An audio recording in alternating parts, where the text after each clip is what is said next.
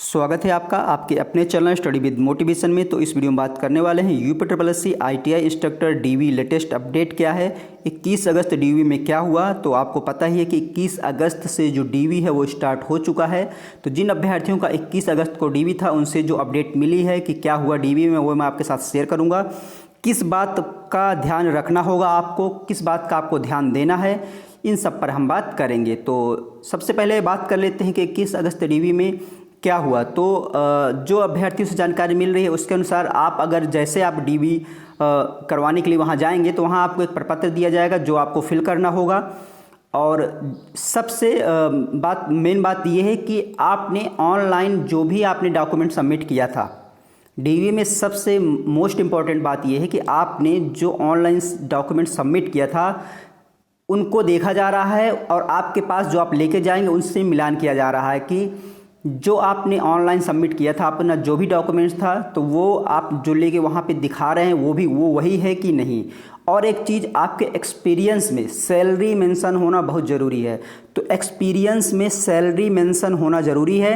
अगर salary mention है तो आपका चाहे वो इंडस्ट्रियल हो, चाहे आपने किसी इंस्टीट्यूट में पढ़ाया हो, तो उसमें मायने नहीं रखता कि आप सैलरी स्लिप लेकर जाएँ। अगर आपने वहाँ पे मेंशन कर दिया है अपने जो अनुभव प्रमाण पत्र है आपका, उसमें आपने अगर एक्सपीरियंस में आपने मेंशन किया है कि सैलरी क्या है, तो सैलरी सिर्फ वहाँ पे नहीं मांगी जा रही है। वहाँ पे आपने जो एक्सपीरियंस में मेंशन किया है वही ले लिया जा रहा है और सैलरी सिर्फ वहाँ पे नहीं ली जा रही है। लेकिन अगर आपको इंडस्ट्रियल में है, अगर आपको सैलरी सिर्फ है आपके पास तो आप ले जा सकते हैं। लेकिन जो जानकारी मिल रही है उसके अनुसार ये है कि आपका एक्सपीरियंस में आपने सैलरी मेंशन करना ज़रूरी है।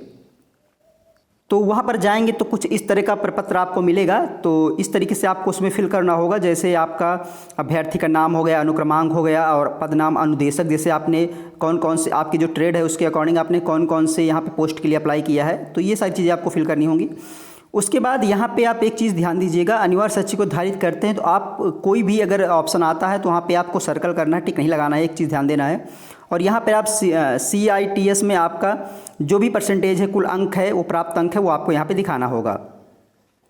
तो यहाँ पे कुछ इस तरीके से प्रपत्र होंगे जिसमें आप यहाँ पे देख सकते हैं कि क्या आप अभ्यर्थी आरक्षित श्रेणी का है, यदि हाँ तो आरक्षित श्रेणी का गुणांकित करें। मतलब यहाँ पे आपको टिक नहीं लगाना, इस चीज़ को आपको ध्यान देना है, आपको सर्कल करना है। और यहाँ पे जैसे आप इस कैटेगरी में नहीं हैं तो वहाँ पे आपको नॉट अप्लीकेबल कर देना है और वहाँ पर आज से आपको बताया जाएगा, लेकिन आप मेंटली प्रिपेयर होकर जाएंगे तो ज़्यादा सही रहेगा। तो इस तरीके से आपको सर्कल करना है, वहाँ पर आपको प्रपत्र मिलेगा तो आपको बताया जाएगा, वहाँ पर सारी जानकारी आपको दी जाएगी वहाँ पर। उसके बाद जो भी आपके अभिलेख हैं, जैसे आप यहाँ पे देख सकते हैं, निवास प्रमाण पत्र आरक्षण की स्थिति में उपजिलाधिकारी जारी करता है उनका पदनाम और प्रमाण पत्र संख्या, इस तरीके से। अधिमानी अर्हता का प्रमाण पत्र यदि कोई है, अगर नहीं है तो नॉट अप्लीकेबल अंकित कर सकते हैं। उसके बाद अगर आपके पास कोई डॉक्यूमेंट्स नहीं है तो ये आपको यहाँ पे फिल कराया जाएगा। यहाँ पर आप देख सकते हैं कि उपर्युक्त अभिलेख में से कोई अभिलेख न होने की स्थिति में अभ्यर्थी अभियुक्त अंकित करें। तो जो अभिलेख आपके पास नहीं होगा तो उसके लिए यहाँ पे उपयुक्त अभिलेखों में से कोई अभिलेख ना होने की स्थिति में अभ्यर्थी अभियुक्त अंकित करना होगा यहाँ पर। उसके बाद ये कुछ हैं आपके, जैसे आपके प्रमाण पत्र, आपने कहाँ से हाई स्कूल, इंटर, और उसके बाद ITI या आपका डिप्लोमा डिग्री जो भी है, अनुभव प्रमाण पत्र, ये सारी चीज़ें आपको यहाँ पे देख रहे हैं। आरक्षण संबंधी अभिलेख आपके जो हैं, इस तरीके से आपको ये सब जो है फिल करना होगा, वहाँ पर सारी चीज़ें आपको बता दी जाए। उसके बाद यहाँ पर आप देख सकते हैं अभ्यर्थी का हस्ताक्षर, अभ्यर्थी का नाम, पंजीकरण संख्या, इस तरीके से आपसे लास्ट में सब सारी चीज़ें फिल करवा ली जाएंगी। तो कुछ इस तरीके से आपको वहाँ पे प्रपत्र मिलेगा और आपको फिल करना होगा वहाँ पर। तो वहाँ पे सारी जानकारी आपको मिल जाएगी जैसे आप इंटर करेंगे। तो आपको जो ध्यान देना है, तो आपके जो डॉक्यूमेंट्स आपने ऑनलाइन सबमिट किए थे वही डॉक्यूमेंट्स चेक हो रहे हैं डीवी पे, तो आपको टेंशन लेके नहीं जाना है। आप अपना आपके जो एक्सपीरियंस में वो सैलरी मेंशन होनी चाहिए। अगर आपने वहाँ पे सैलरी मेंशन नहीं की है तो आप सैलरी स्लिप लेकर जाइए और वहाँ पर वो क्या कहते हैं, ये बेंच पे डिपेंड करता है कि वहाँ पे जो आपका डीवी चेक कर रहे हैं वो क्या करते हैं वहाँ पे।